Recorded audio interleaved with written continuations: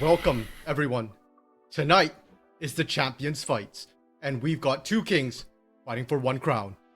And in the blue corner, bringing the fear, the Cincinnati fear, is Ravishing Ravish! Let's get one thing straight here, boy. Alright, I don't go around here playing no games, alright? I need you to know that when things go bump in the night, when you got your wards in your jungle, it's gonna be the trickster coming out and making sure that you get erased. That's 400 gold straight to my face. And right from there too, you gonna need to laugh. Be gonna come down on you with that Dragoon Smash. It's real easy, it's real clean. You will be set on fire like my man Blaze does. You think it's two swords for the Yone, it's gonna be one piece out of you. And the only thing you gonna need to do is gonna be sketching in your dreams. That's the only way where things seem peachy clean, don't they? Now we may be from Cincinnati, that's for out of Ohio, but we're gonna make you say good night.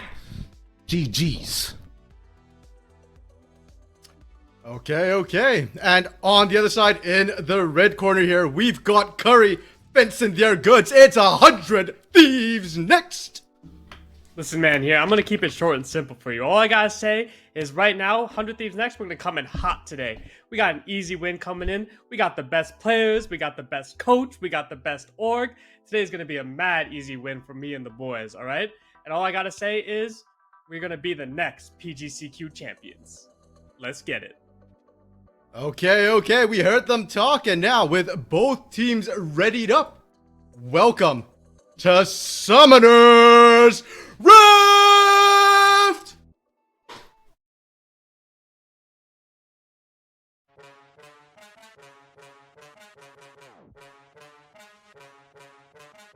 Between the Kindred and the Darius here, they just can't fight into it, even in the 3v3. Sketch completely healthy, the hero of yesterday, up against Maryville. He's not even needed to do nearly as much this time, but they are landing some chains on, and Dunk's trying to do as much as he can. Flux into the backline, diving through, and the Krugs are getting involved in this one. Goo going on an absolute rampage, and they're trying to make something for it. Here's Scoop, but the team splits away, and he just does not get a takedown. Frismal, Ryoma has to dash and flip away. And wouldn't you know it, Gwen is immune. You can't really do the damage from the distance, but that needlework is big, not big enough. Scoop does get one. They will make him pay for it, as Goo is able to take over here. Ryoma trying to hold on. And they're going to flash into the handshake. No, that's going to be enough. Another for Goo. I'm getting away. This is a good amount of money that's now for Kidswell. As bottom lane, Masu fancies his chances again. Another 1v1 unfolding. Heal and barrier both popped, and Masu is just winning out the trades. This mid lane, the tier 1 has fallen, but they should be able to stop the push from tier 2. Probably Bob Muir in this top lane, gonna head on back as well. So the Baron is still standing at the moment, dragging up in a minute 30. Yeah, that ends up being a Oh really no! big stop. Come on, oh, Robbie the Bob, chopper! no, the chopper stopping the TP. Robbie Bob looking to find something. The Did he get the kill? drop. Is it gonna be enough? No, the race. Oh Yeah. my god! Oh, Oh, it he is! got him! Oh my god, he actually got him. The Chaos Storm 2 speed. Bit old. Unleash power on Captain Shrimp. So this is going to come Half down health to is it everybody. as here comes Winnie to steal the Baron away. He's gonna give his life great use of his own ultimate just to try and stay alive, but now he's caught inside of the Dragon Pit. Everybody aggro in existence trying to keep the rest of the team away. Look at how low Ginger Turmeric's bot lane is, but Winnie taking a lot of damage as well. It's just flashes, burn left and right, advantages fading on either side. A shutdown as existence will fall, and isolated from the pack goes Deep Learn. How did AoE win this one? It was so close the entire time, and I think it props to existence for going crazy. We're not quite done yet. I don't know if Taco Gaming can honestly run the risk of trying to get it, because look, their mid lane is just being shoved in. You see the ultimate coming out from a lens, not quite gonna find the damage they need because the heal's coming out from Rovex. Oh my god, that is so much damage. Those barrels hit like a oh my god, what? Wait, what? Yo! Did he just ghost barrel him? Where did Gorica go? He's gone. It's like wall to safety, and now 100 Thieves looking to push the offensive here. Health bar's getting lower and lower. The Dragon, it's about to be a smite fight. They do get Rovex though. Down the Dragon They goes. secure it, Soul that's Point all. into the hands of Taco Gaming. City Witty can't escape his fate. Will still go down. Baby Gate gets dropped, and so oh no, I don't think he's gonna get out of this one alive. Never mind. They grab Ayurura and they grab themselves Gorica as well. And welcome, ladies and gentlemen, boys and girls, to the finals of the PGCQ Summer. I will be your host for the evening, Ravishing, the most ravishing man on the internet, and joined here by my side by my main man, RMC. And of course, the absolutely wonderful and handsome Curry. How we doing, y'all? RMC first. Doing good, Rav. You know, any day I get to be here with such handsome men such as yourselves, you know, it's a good night. And then we got even better games coming out. What could be better? 100%. Curry, how are you feeling? I'm feeling good. I think we got some really exciting matches on, so excited to see you know, these two teams go at it and see who's going to come out on top. 100%. And now, because, you know, it's been a long road coming all the way down here, right? It's a lot of these teams have fought tooth and nail. We got surprises, we got upsets, champions, and unfortunately downfalls, because whenever there's a throw, there's always a catch. And so let's take a quick look at the groups on how we managed to get here, on who threw and who caught and who moved on. Starting off with Group A here. Curry, like, these guys, I know these have been the top brass within the PGCQ for a long time. Yeah, so I think, you know, both the finalists here coming out of Group A, which is really exciting. I think they both took two really different routes. 100 Thieves kind of coming in being one of the favorites for the tournament and to win the whole thing. They had a really close series against Maryville, but they ended up coming through. But on the other hand, we had Fear, who a lot of people, like, you know, they didn't come in as a favorite. People didn't think they were going to make it far at all. Kind of an upset in both their series against DK Crew and against Maryville. Even though they lost to Maryville the first time, they came through the losers bracket. So like, it's a story of two very different teams, but both teams that have, you know, really deserve to be here, coming out of a really strong and powerful group.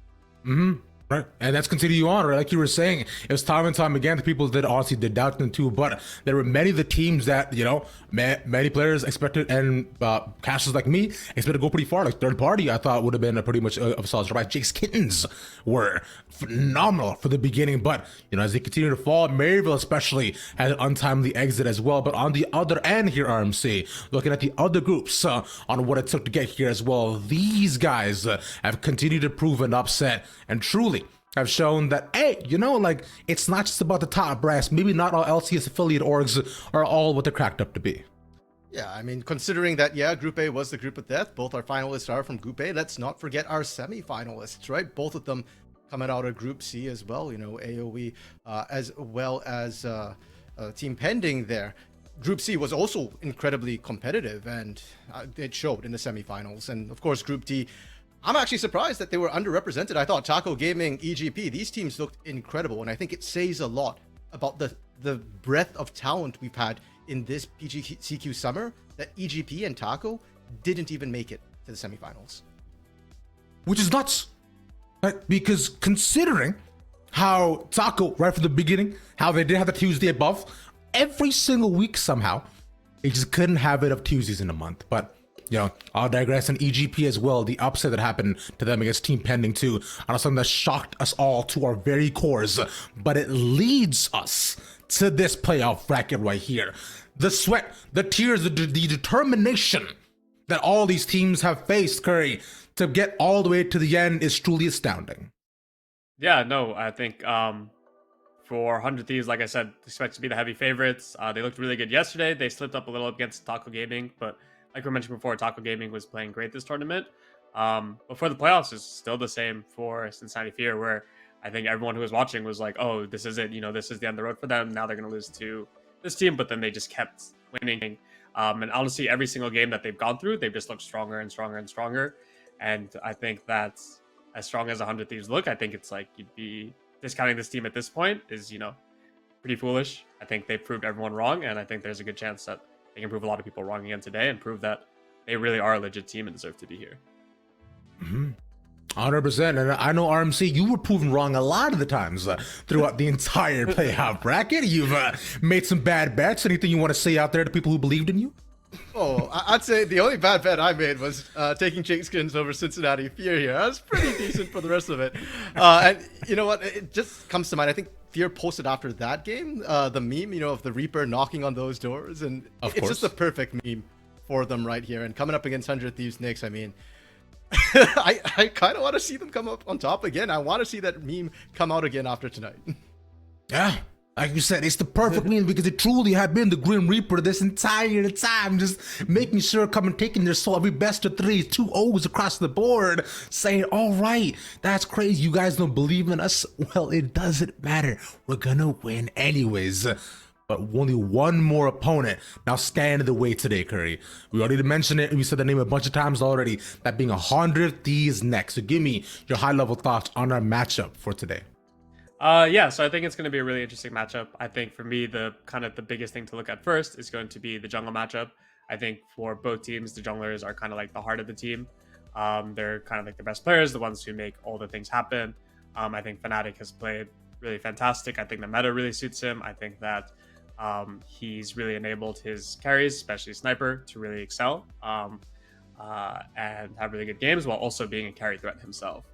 And as for Trickster, I think we've kind of a similar thing. He's just made everything go, especially around that mid lane. Him and Blaze have been a really powerful duo, and they've just made a lot of things happen for their team.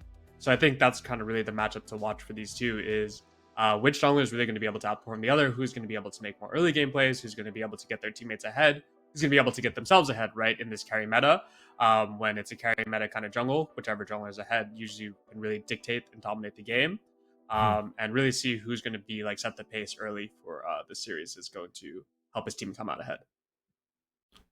And you raised a fantastic point there, is that with both of these junglers, they love to do exactly that, dictate the pace of the game. You know, make sure that they're the ones calling the shots and allow themselves and their team to be able to skyrocket forward if they have a potential lead. We saw that yesterday with Trickster on the Talia and Fnatic on pretty much almost everything he plays. If he's ahead, then 100 Thieves are metaphorically blazing on forward. But on the other end, though, I did want to flash the graphic again on the head-to-head here, RMC, between these two teams, because 100 Thieves, they bolstered a lot of really fun stats. Yeah, I mean, it's funny because we're talking about the early game here, and I want to draw our eyes to the lowest stat on there, the gold difference at 15 here, because I was blown away when I saw this. 100 Thieves Nicks at 15 minutes. This is an average of 2,400 gold up. If we're talking about a team that knows an early lead, that's 100 Thieves Nicks. And Cincinnati Fear, on the other hand, yes, they look great when they are ahead, if they can generate that lead. But they don't always manage to get it. Only 135 gold difference at 15. To put that in perspective, Rav, that's 0.1 on the scoreboard, because the scoreboard only shows 1,000 gold in units of 1,000 here. So Cincinnati Fear, they've got their work cut out for them, trying to get that lead that Curry's talking about to accelerate the game in their favor. And that on its own is truly impressive, right? Because I know there's one major point that we were talking about before is how 100 Thieves manages to close out games. And as we continue throughout here, RMC, I'll go and stick with you on this point because they've seemed to be rougher and rougher. Although the leads at the beginning are sometimes insurmountable, certainly as you go towards the later stages of the game where Fear excel, things don't seem that bad anymore. Yeah, I mean, when we look at 100 Thieves Nicks, that's why the question's there. We saw them in against Taco Gaming, and I believe it was the quarterfinals there, you know, where they got a big lead and then they really struggled to close out. And Fear is pretty much the opposite. We've seen them go down a couple of thousand gold at times here. Their games against Maryville come to mind, and yet, you know, they can still hold on. And, you know, that lead we're talking about early game, yes, it's best if you can get it. But even if you can't, Fear has shown us time and time again that it really does come down to the mid to late game, you know, when Sketch starts to hit the late game with the picks like the Senna, the Jinx, especially the Ezreal, they can definitely turn things around in just a snap. They just need that one big team fight to come back in. And that's a massive point there as well, because the bot lane is actually one of the focuses that I know we haven't necessarily taken a big look at for either one of these teams. Now with Sketch on one side and Sword on the other as well. Now for both 100 Thieves and Cincinnati Fear, we've talked a lot about the heroes throughout the entire season, but the bot lane here creates something that, you know, we don't want to give a small bit of light on because it can truly be a massive factor on how this game shapes up and really goes forward in the series. Yeah, I think it's going to be really interesting seeing how both bot lanes play out. I think, like RMC mentioned before, like kind of for Cincinnati Fear, they're more focused on like the late game. Their kind of win con is to survive as much as they can early and then really let Sketch kind of like take over in the late game.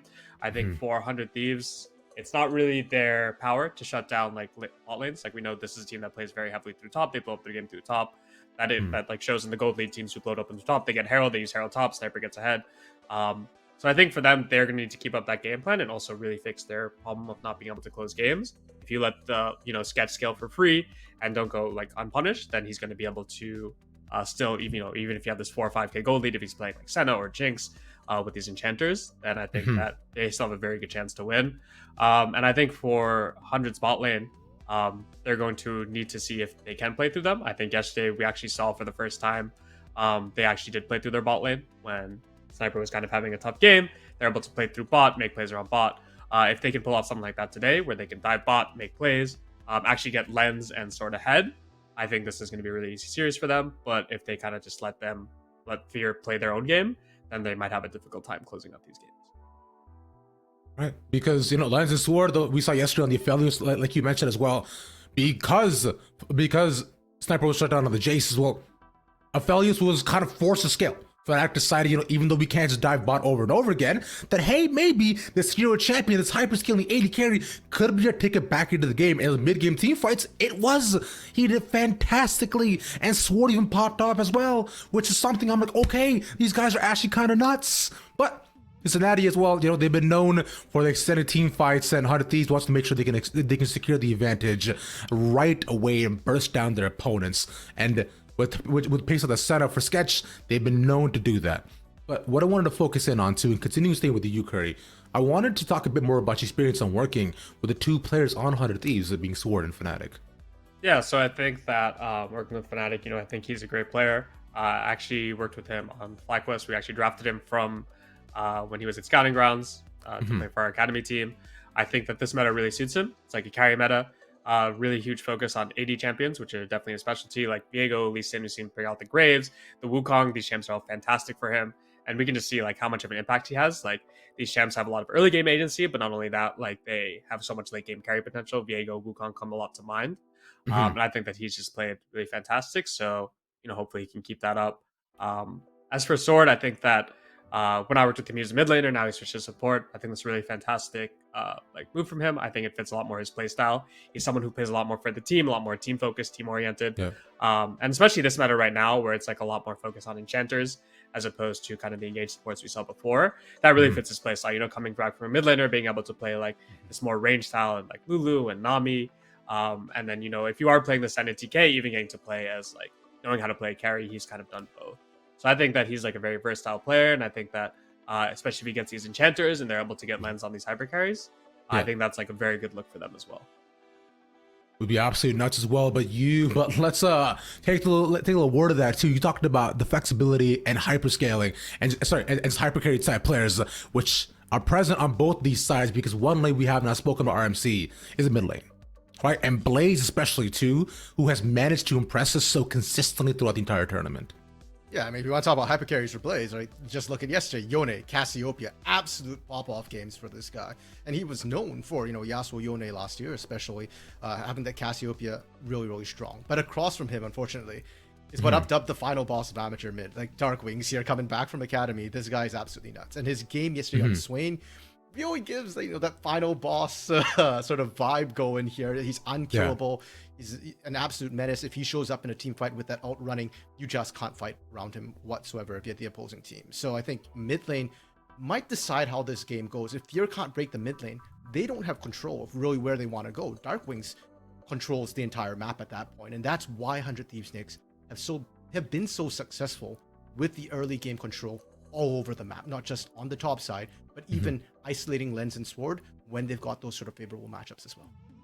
100%. Now, with this, it is now time to get y'all's prediction really, really quick. So now, Curry, I'm going to go ahead and start off with you at the ready. Give me your numbers. Let's hear them. Yeah, I'm gonna, like I said in the opening intro, I have to give it to my boys. I have to give it to my 100x boys. Have to give them a 3-1. I think that, in the end, they're the better team. We saw that the goal differential, I know they still have problems closing games, but I think that today they might slip up once, maybe at max, but I think it's just going to be too overwhelming. And I think in the end, they're going to take it over Fear. 3-1. All right. Makes sense. RMC, numbers, what do you got for me? Well, you know what? I had to protect the Fear analyst desk buff, so I could not vote for them, or else they might lose. So I had to go with 100 Thieves Nyx as well. But yeah, I agree with Curry. 100 Thieves Nyx, you know, yeah, there are some cracks here, but their strengths are still so strong. And when I saw that 2,400 gold difference at 50 man, I just couldn't. Well, I'm tired of being wrong, so I don't want to get clowned on Twitter, so I'm going to give it to Cincinnati Fear. Honestly, straight up. 3-2. It's going to be as easy as that. But hey, you know, once Fnatic shakes my hand, I will also never vote against him again. But let's go to the one vote that does matter from Smax's Cats. All right, everybody, we got Victor from Arcane here, the cat, in cat form. Oh, what a good flop, buddy. Oh, he's just so cute. We're predicting the finals matchup right now. We got 100 Thieves next. We got Cincinnati Fear. And Victor's going to pick who's going to win. Victor, we have 2 toys. The mouse. This is going to be 100 Thieves next. Oh, he's already going for the mouse. And the green ball. That's Cincinnati Fear. Okay? 100 Thieves next. Cincinnati Fear. Whichever one you go for is going to win. Oh, my goodness. He's ready. All right, Victor, you good? Here we go. And go. Oh! Oh! He went for the mouse. Is it a sure shot? Is it a sure shot? Mouse? He goes back to the green ball. That's a lock-in, everybody. Oh, wait, no. He changed his mind. It's a mouse. Mouse, then green ball, then mouse. 100 Thieves. They're 2-1. Oh, and then mouse a third time. Wait.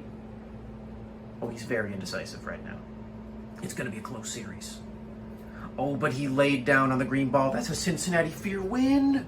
Victor, a 3-2 for Cincinnati Fear. Good job, boy. Good job. Well, look at that. Wow. Looks like Victor agrees with me. Love to hear that. And now, well, ladies and gentlemen, there's only 2 people who can take you through all the action. These very, very dashing human beings, that being Pyra and Smax. Take it not away. Well, we'll have to give it right on back. But thank you very much, Ravishing Radish. I am, of course, Pyrotechnics, joined by Smax on this broadcast. And that has got to be the most adorable prediction I think I've ever seen. And I'm so glad Victor's in my corner, Smax, because I called this for Cincinnati Fear. I think it's a 5-game banger of a series. Ooh, okay. I'm ready for 5 games. I don't know if I agree with you that it will be 5, but I'm ready for it if it does end up happening. You know, I've kind of slid down in my predictions. You can see right over on the right there, Twitter is beating me and you. Twitter is just better than both of us, and there's no Twitter way we can is a beat better Twitter. analyst. Absolutely. I mean, we're not going to really be able to catch up at this point, but I'm going to make a last-minute play. I think Cincinnati Fear have consistently proved me and most of the desks wrong. And I remember back to the interview with Dragoon after they won their first bracket matchup, and he was just like, "Look, I can't believe nobody picked us." It was like 1 or 2 people, I think, that actually made the prediction. Travesty was like the one that's kept the faith the entire time. And I'm like, all right, I've been wrong every single time, more or less, with Cincinnati Fear. I'm going to go ahead and give it here and see what happens.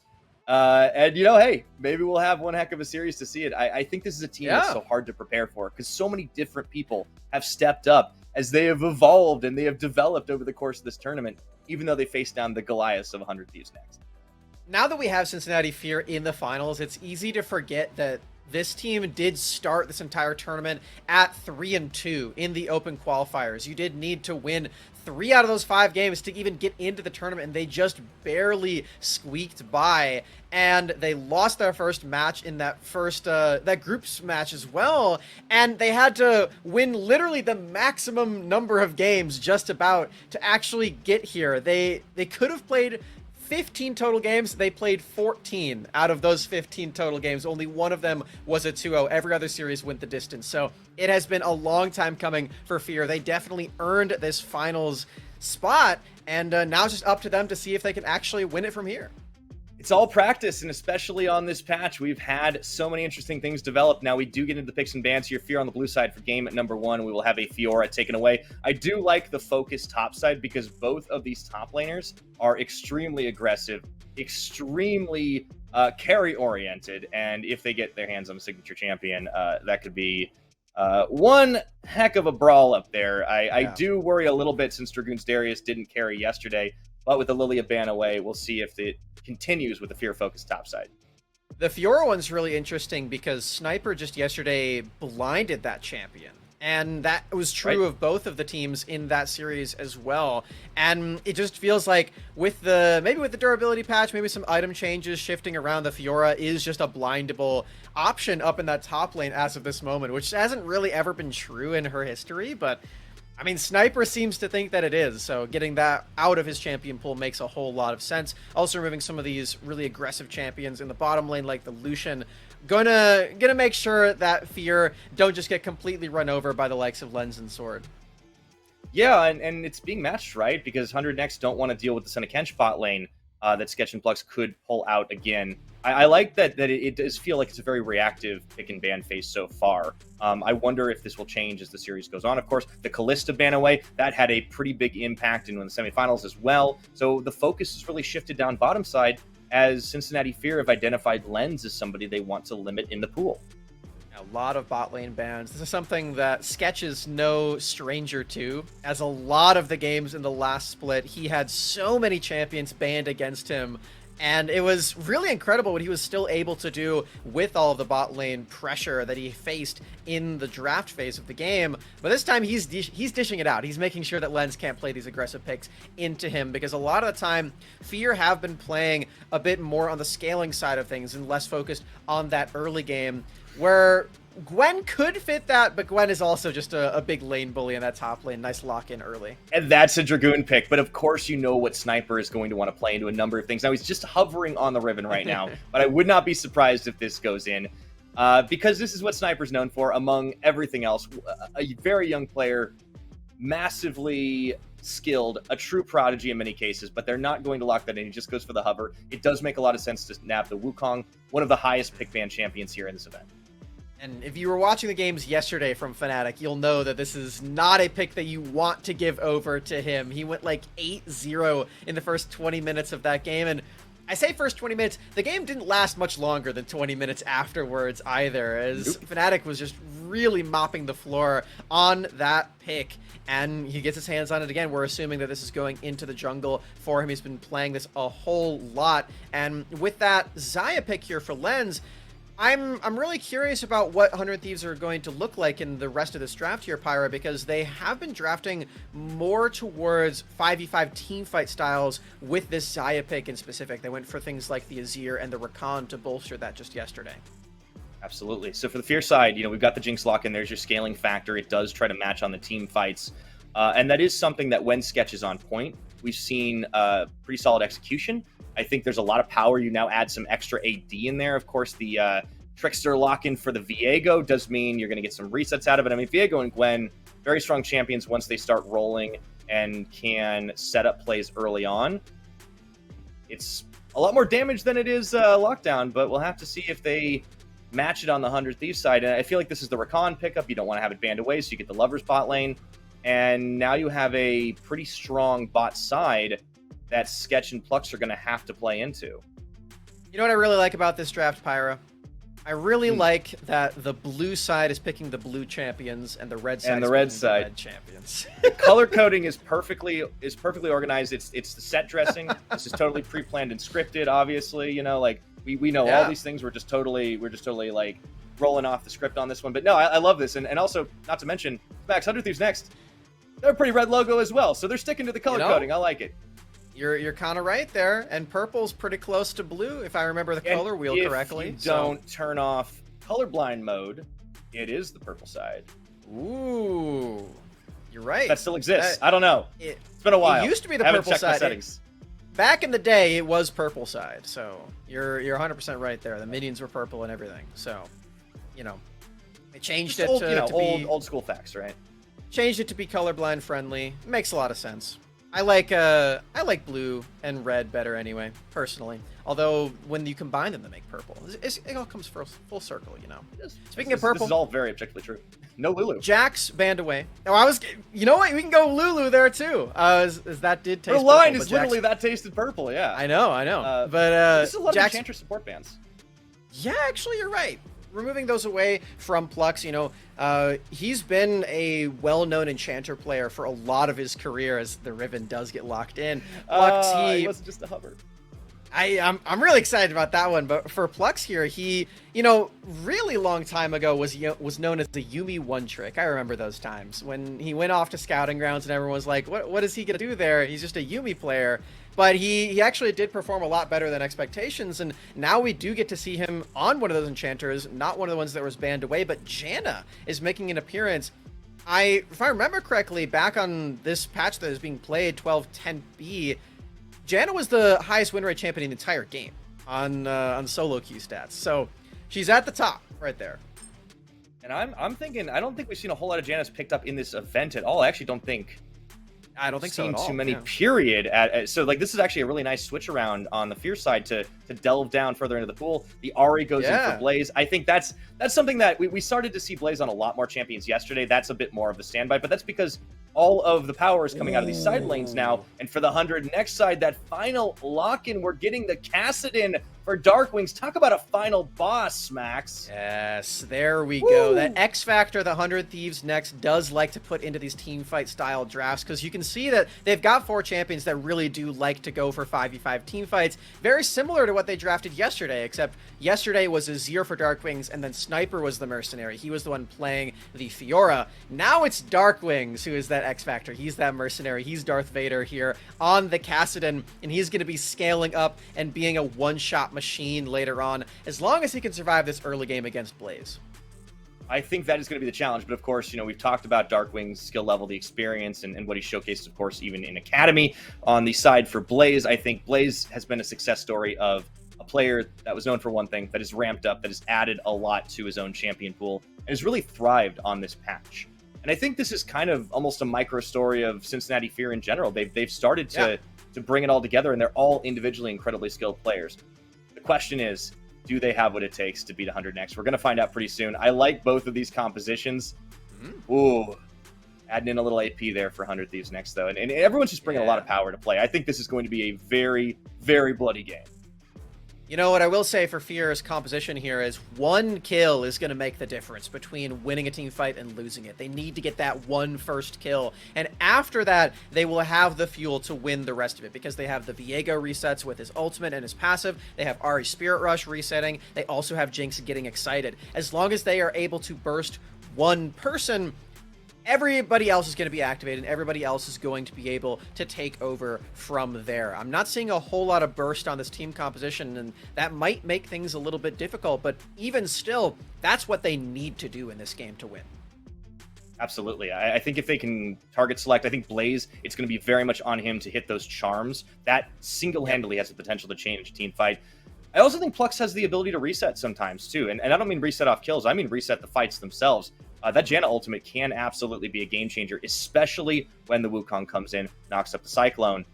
So there's always the possibility to try and deny a pick. I think for Cincinnati Fear, they're going to have to be careful, especially in the laning phase, especially down bot. I am looking at Trickster to try and match pressure a little bit in that early game. Into this Wukong, it's going to be tough. Fnatic had a phenomenal first game in the last series yesterday, where he started the enemy team's red buff and then just fully cleared his own camps.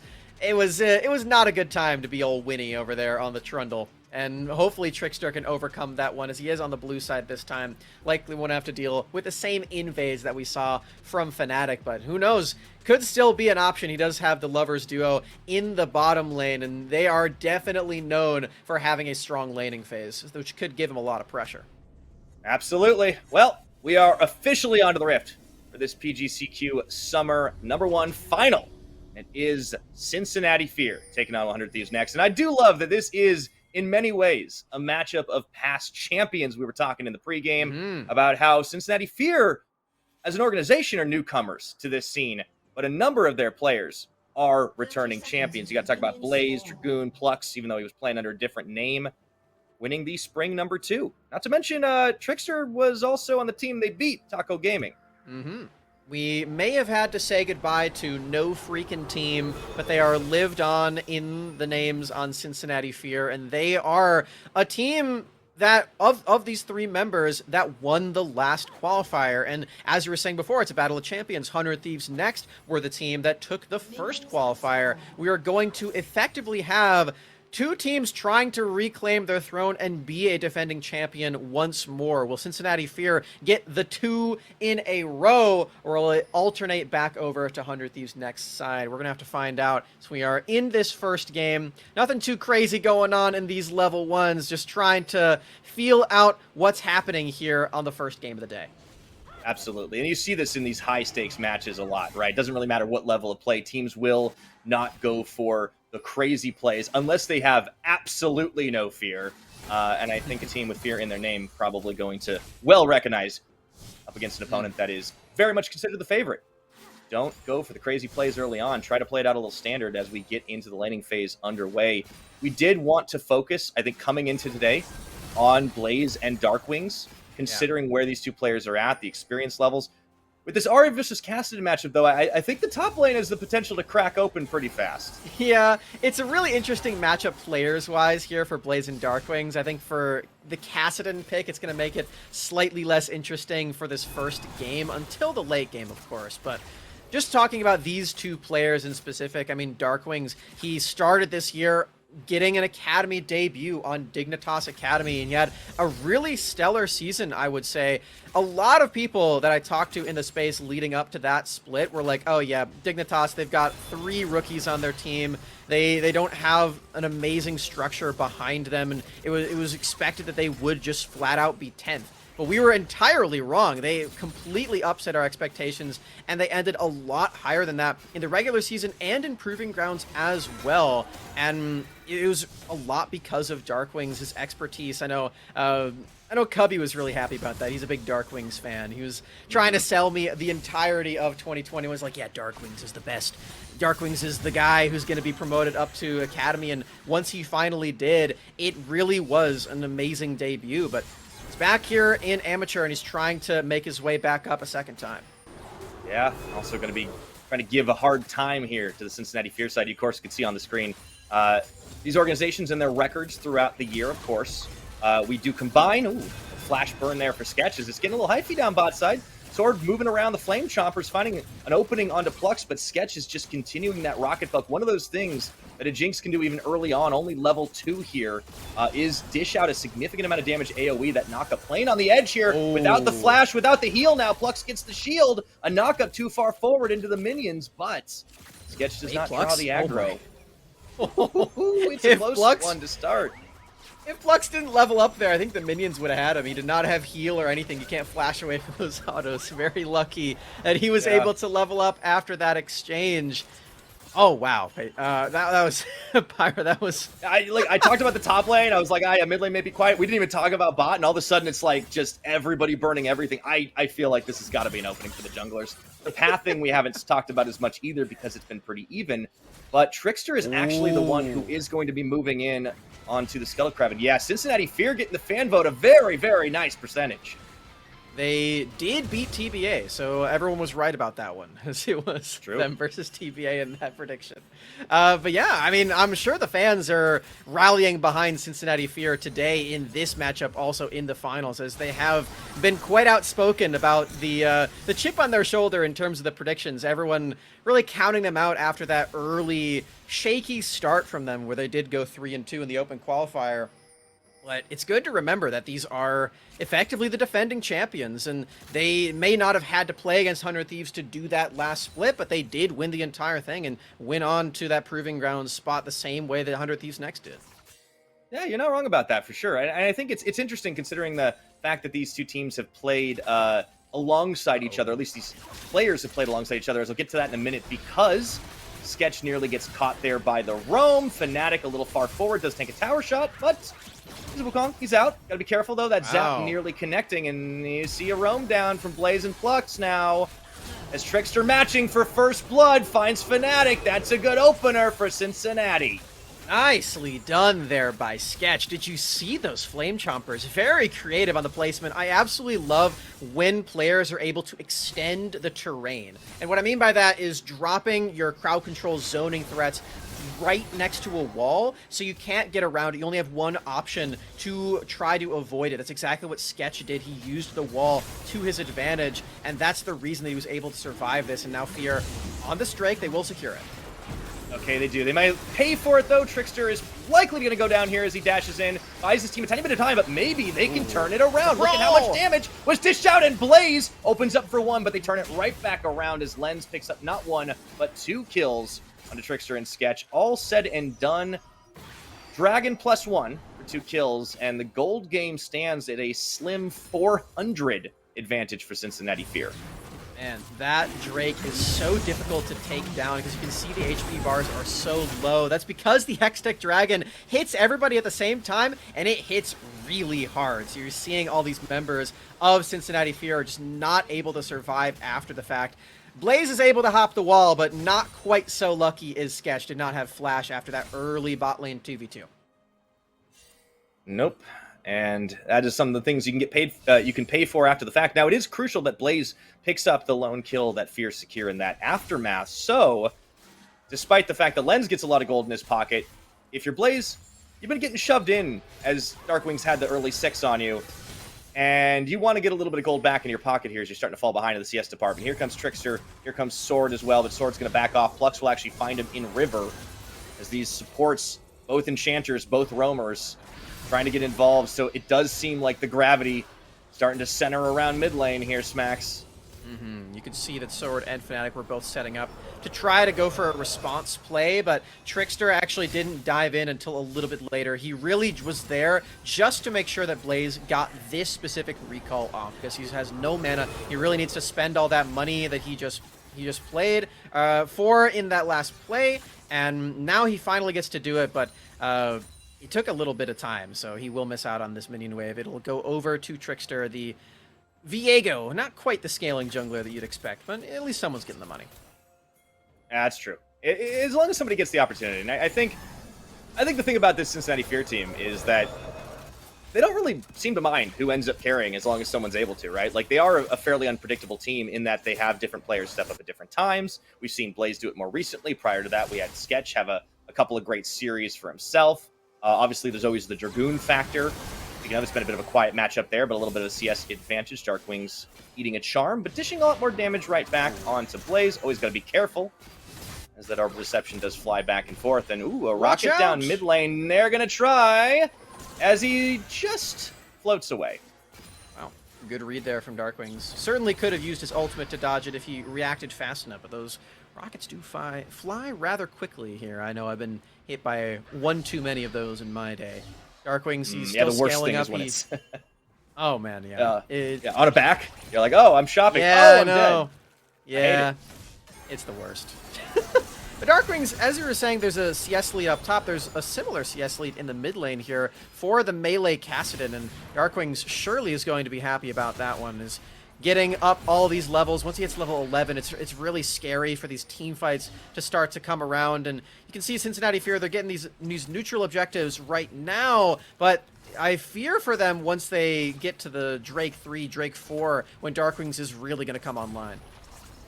Yeah, they're not really doing much to stop this Kassadin. Not for lack of trying early. Trickster is now here in the mid lane, and they're going to try to make Blaze look a little tasty.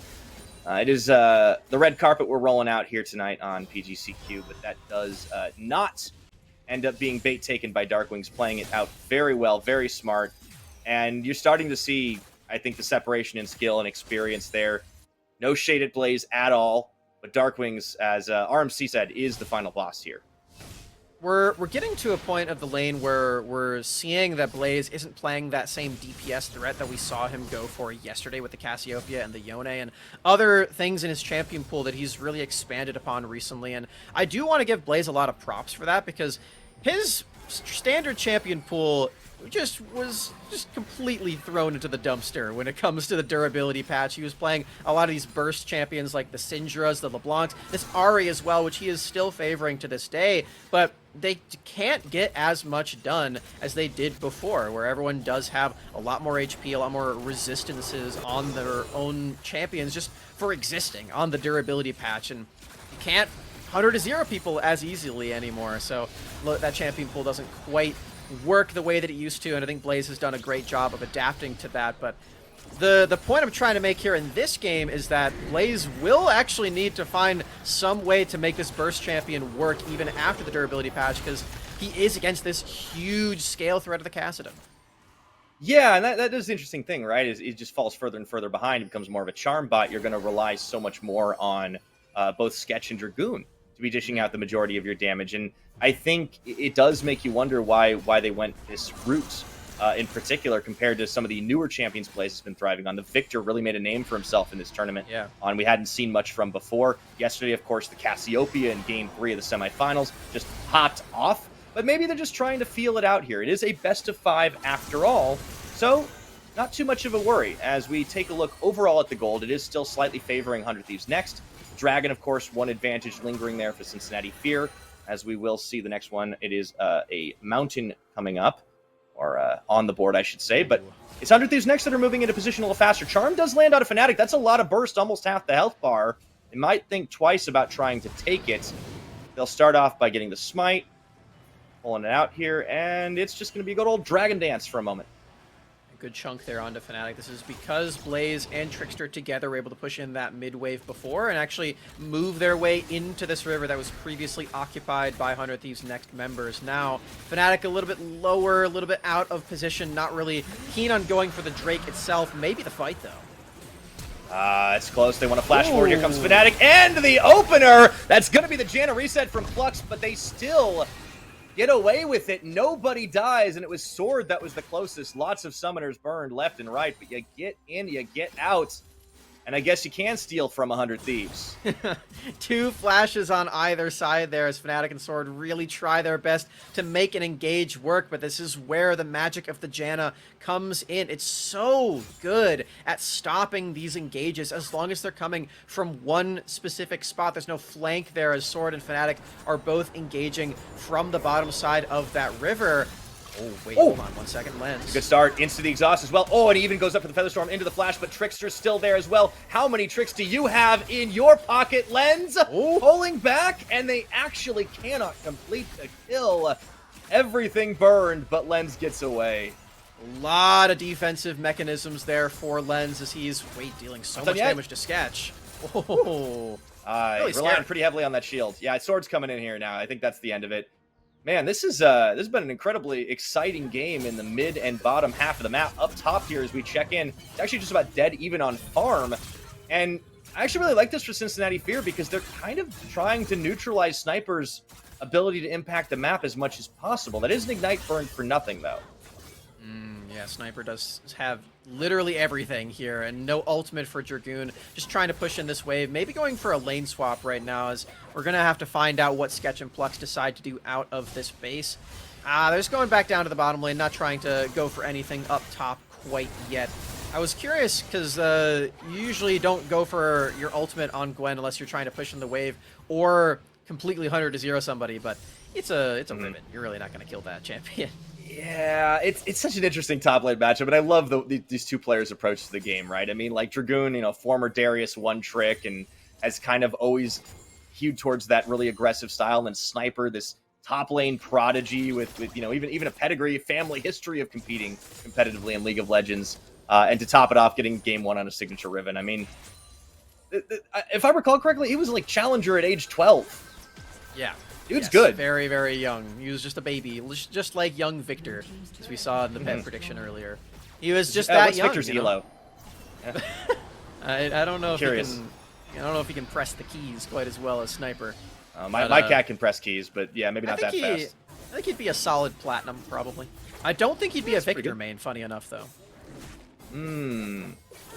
What do you think? What do you think Victor would main?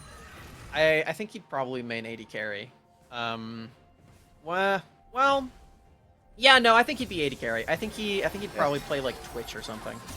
It's like a frontline AD carry, right? Just like jump up, hit spray and pray and go. Oh yeah, he's like he's not gonna scale or anything. He wants to just kill. My cat's a Rengar main. Oh, okay, nice. Not just because Rengar's a cat, but because every time I walk by something like mildly shaded, he jumps out and attacks. Yeah. Speaking of attacking, got the jump on for Plux, and ooh, the quickness is stopped by the Flame Chompers. Man, Sketch has been so good at using those this game. very difficult to engage on these two champions. The chompers have been phenomenal. They didn't even need to use the monsoon there either, and Sword, with the quickness, lost a pretty major playmaking tool, and they did already get that first turret. We did miss it a little bit before. They have that turret in the bottom lane. They're just hanging around here because there are minions pouring in, but without that quickness, it doesn't really feel like 100 Thieves Next are going to rotate their whole team up for this Herald, but they might not need to. Yeah, Darkwings has already zoned and chunked Trickster out. A really nice play. Keeping in mind, of course, that first Herald picked up by Cincinnati Fear. But look at this. Sketch and Plux in the brushes. You do have a turnabout. That's a lot of damage. The monsoon is not enough to heal through the damage that Lens is dishing out as Plux tries to run for the hills. Meanwhile, we're seeing a fight on the Herald as everybody goes for it here, but it is going to be the Fear losing members first, and this sniper will finally fall as they look to cut down Fnatic, and Darkwings decides Dragoon in the mist are even able to turn around once again. Finally, Plux arrives, and they get the double kill onto the Ahri. The damage, the burst is there. Heal Sword running for the hills now himself as the charm connects, and Lens is getting shut down. Man, 100 Thieves Next, they win the 2v2 against Sketch, but on the other side, they're just not ready for all of the resets. I mentioned in the draft that as soon as Cincinnati Fear get one kill, the fight is over. They have so much steam at their disposal. They can keep going afterward. We get to see this entire thing as Fnatic and the entire gang try to jump onto Blaze, but you just can't do that. The Spirit Rush is so massive, and then once he survives it all, he gets to come right back in and bolster the rest of the squad with all of this damage. Absolutely filthy. And then Plux in the final hour too. Look at this peel potential he's able to give to the rest of his team even after Sketch fell. Plux is playing with like almost 0 mana at this point too, and he's still able to make the most of all those ultimates. I think I really got to give you credit, Smacks. You talked about how it was going to be so important with this composition to just get one kill, to try and get the resets, to keep going, and you saw exactly that in this game. As a result of that fight, not only does the Herald fall to Cincinnati Fear, but so does the Dragon number 3. And it is an infernal rift. We haven't even had time to call it out this game, but there is a 18-minute soul point. Yeah, that's a lot of Drakes right in a row here for Cincinnati Fear, and those team fights are going to get even more filthy moving forward because that's the reset composition without the Jinx even alive and participating in it. That one kill later on is going to be even more impactful once Jinx gets excited and everything, as we're going to be seeing that one if Cincinnati Fear can keep this momentum going. Could get caught out here onto this turret. They might, dealing a little bit of damage, but it's not that safe. Here comes the quickness and the flash away from Sketch, but they are collapsing on, and it will be a bot lane buffet as Darkwings claims the kill. Sword nearly falls. I was going to say that was a dangerous movement as 100 Thieves went right down past Herald. They actually didn't get the secure. That was my bad on that. I thought in the chaos it finally fell, but Shelly lives to fight another day.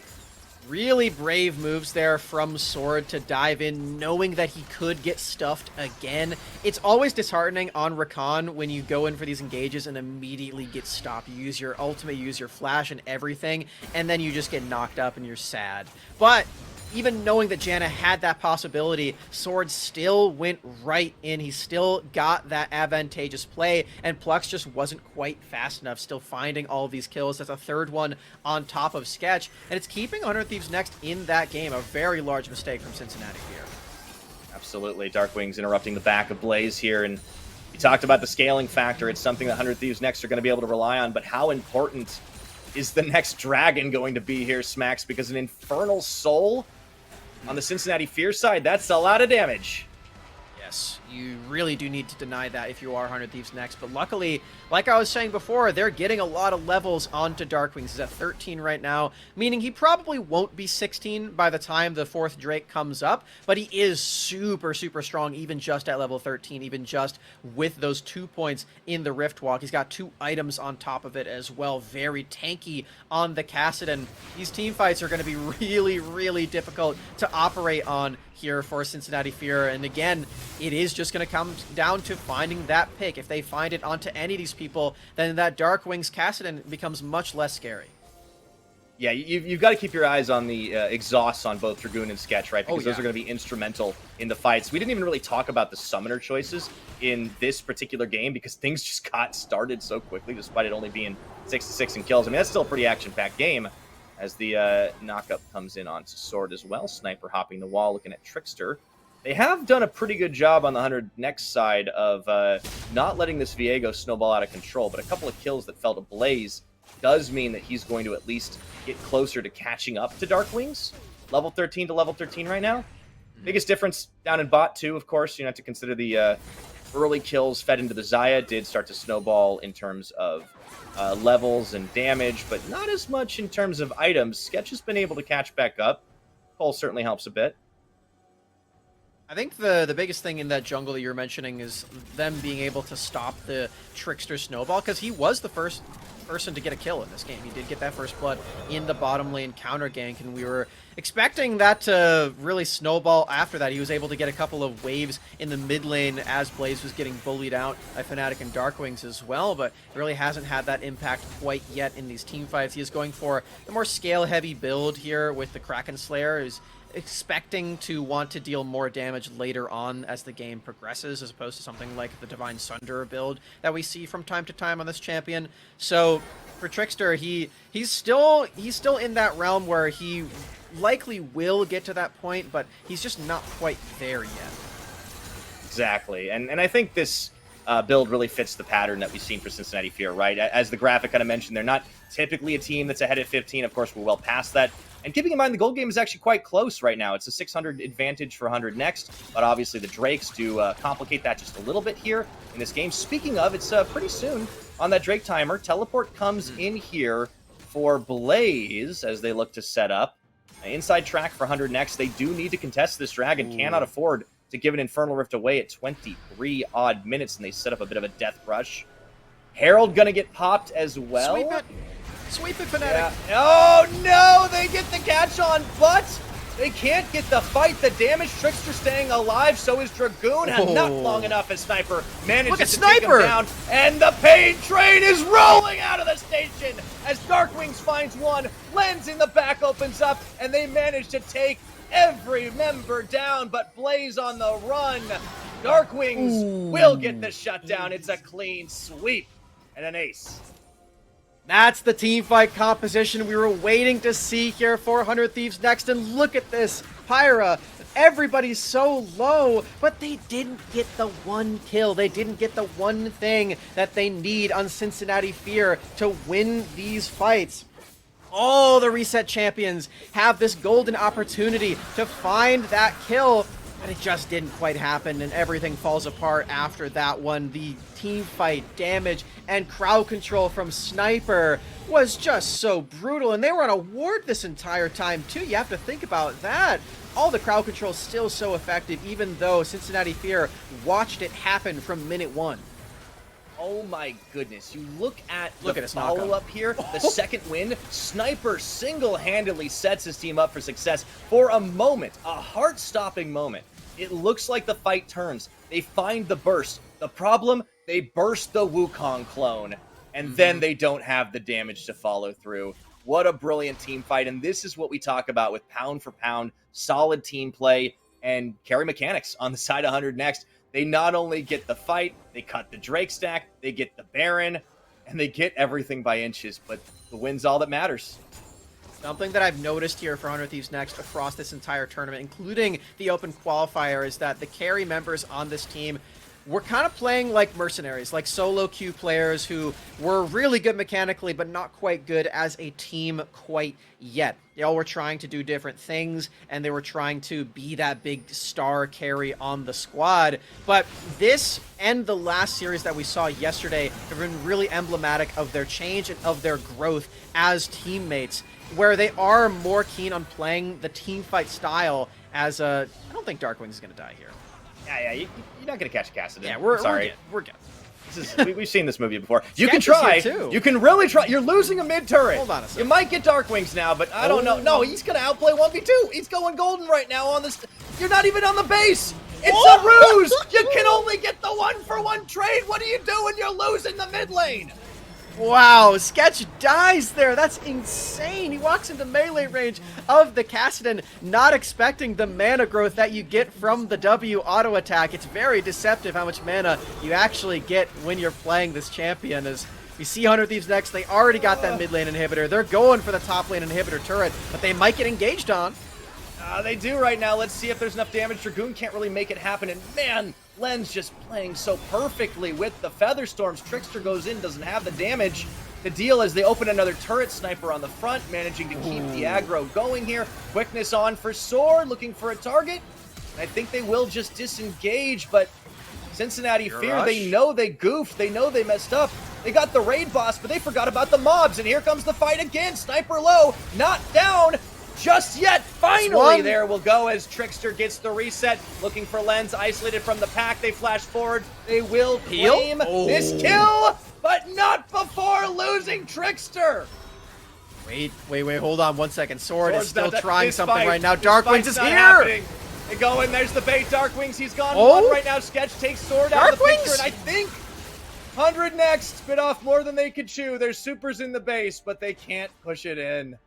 Man, Darkwings wasn't quite level 16, and he already used his stasis there, so couldn't actually clean up the too many members still alive there for Cincinnati Fear. And again, we're seeing they're getting the one kill, and that's all it takes. 100 Thieves next, not acknowledging that they are under very, very heavy threat, even after they did win a last team fight 5-0.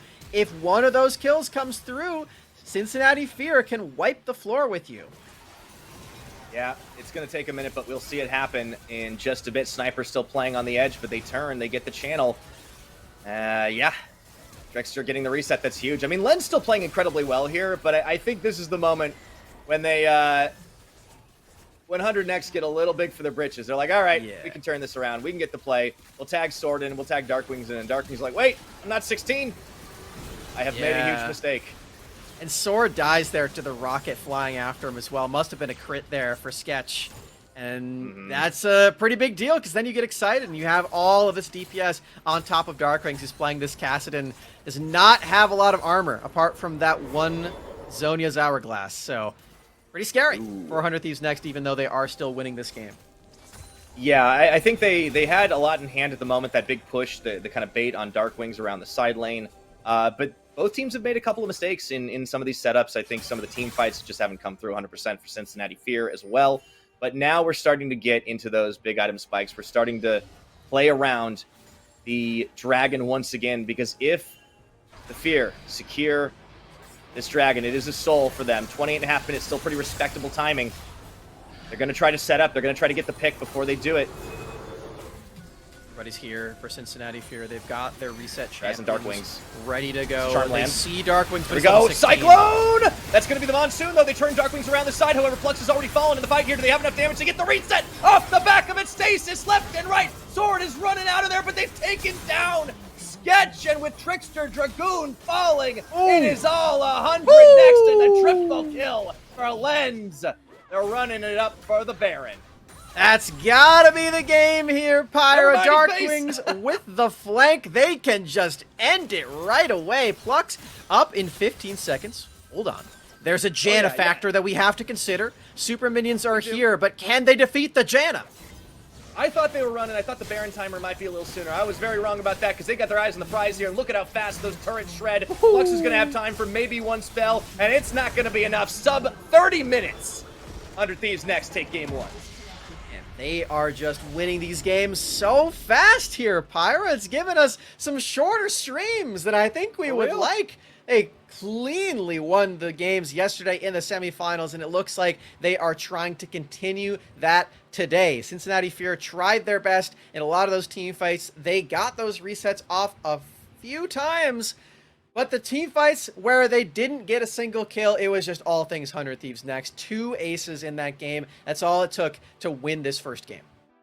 Yeah, and it really shows how well they are even comfortable playing on the edge in a lot of those fights against a reset organized comp. It's pound for pound, just hitting the skill buttons when you need them, being able to be in the right position. I think I want to credit Lens massively in this game for, in a number of situations, outplaying like 1v2s, 1v3s. Obviously, Darkwing's doing exactly what he needed to by surviving the early laning phase and then just becoming an absolute raid boss. The Riven, they had a lot of eyes on the Riven, and then one big team fight, it didn't really matter that that they were locked up in top lane for a good chunk of the game, because when it came down to it, the key burst made all the difference there, and then they were able to dish the damage, stacking it, layering it, everything. I think it just goes to show 100 Thieves Next are very much the real deal, and they are going to be the final hurdle here for, an upstart organization, Cincinnati Fear, in bringing this roster in, bringing some former champions back, but they themselves new to the game. They might have to go back to the drawing board a little for game 2. They just might here with that Kassadin R5 counter pick for Darkwings, and the unkillable nature of him in that lane alongside Sniper's Riven. It did feel like 100 Thieves Next just had their way and had their scaling advantage from the beginning. The way that they played around that pressure early game in those lanes was phenomenal, and Fnatic just made sure that everything was cleanly done. Really liked that from 100 Thieves Next. Absolutely. Game 1 in the books. Let's see what the Ravishing Desk has to say about it.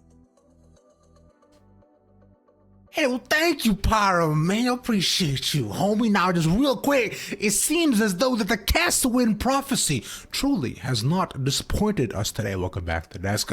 Ravishing, getting joined here by RMC MMA man Curry. Homies, it's Curry, bro. It seems like, one side had a composition and the other side had ideas. Yeah, I think that's a great way to put it. I think, to me, Fear's comp was just really disjointed this game. I think, we have the Viego, but there's really no setup for him. There's really no way for him to really get a kill. Sure, he has Ari, but I think that's not the most reliable. You want to see more of an engaged support like Leona and Nautilus, just something who can help him get those kills. But instead they had a Jenna, and I think Jenna just didn't really fit their comp. I think that 100 Thieves just had too much disengage, and when you're going against Riven and Rakan and Kassadin, you really need hard CC. That's what stops these champions. Jenna kind of blowing them away when they have so many dashes to keep coming on isn't really that useful. And I think just in general, Fear's comp was really squishy. They didn't really have anyone to go in and tank for them.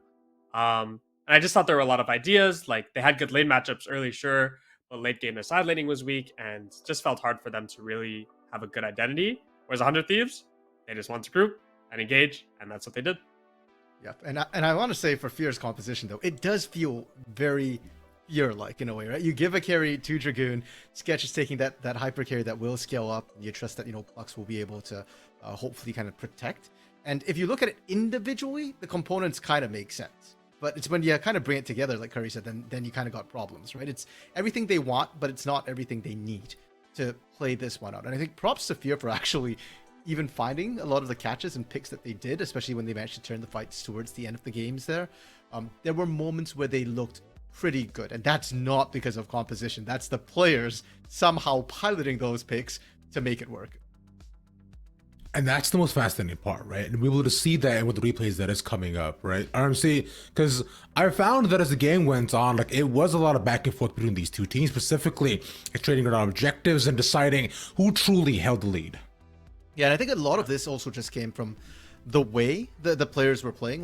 We're seeing on this replay here, right? Fear got the dragon. This is very early on. They're what, level 8, level 9 for the most part here.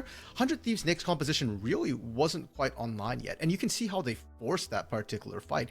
That's the 100 Thieves early game mindset. Even when they're drafted late, they still try and play for early, and that's not necessarily ideal.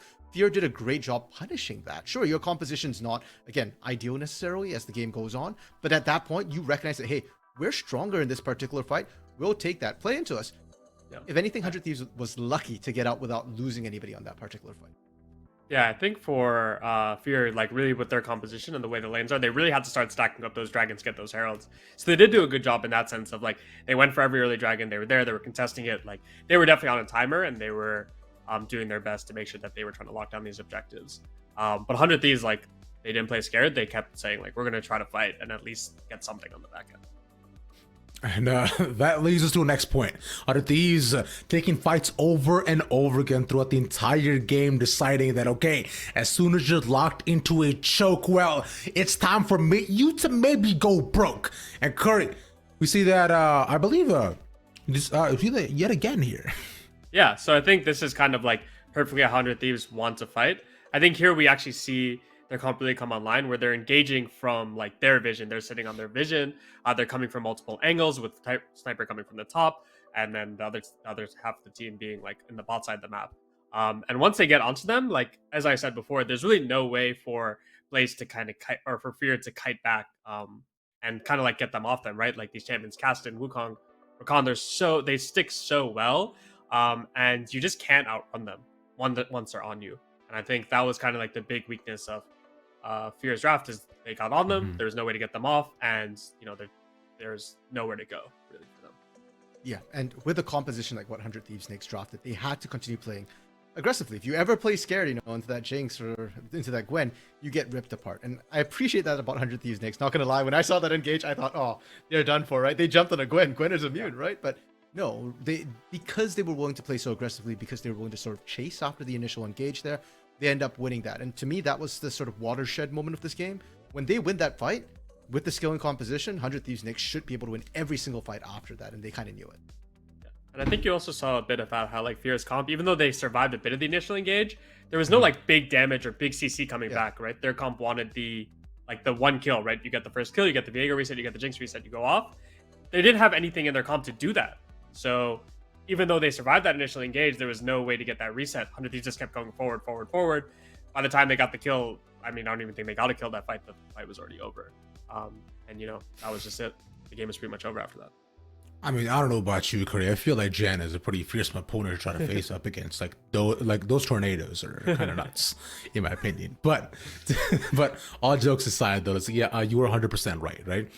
When you have such a composition, you need the ability to be able to set up one thing after the next. And if you do not have specific follow-ups, then naturally your carries will suffer, which is unfortunate. And when you can't frontline like that, then suddenly things will fall apart, as you've seen so far in these two team fights. But on the other end, though, we've also seen 100 Thieves also have a lot of sort of holes in their armor here, RMC, where as you get towards that laking, yet again, the same problem we were talking about is very evident. Yeah, I mean, you can call them holes in your armor, but hey, if you can kind of counter whenever they're going for those holes, it's just bait. And I think 100 Thieves Snakes, sure, it'd be nice if they could pick their fights a little bit better, but I think they're fine for now. If anything, I'm looking at Fear to try and figure something out, right? Like if you have no holes in your armor, but you've got no way to actually engage, then all that armor kind of doesn't matter for the most part there, right? Like you're just waiting for your opponent to poke holes eventually on their end. I mean, you know what makes sense to me? Because as of right now, Fear are already down one game, but the good thing that's a 3-2, so I'm okay for now. All right, so things are safe. But on the other end, though, we still got to be able to see that if Fear can climb the way back, give ourselves, I believe the term is having a series on our hands right now. My hands are empty, unfortunately. So for now, we'll cut it to a short break. When we come back, we'll have more League of Legends for y'all. Stay tuned.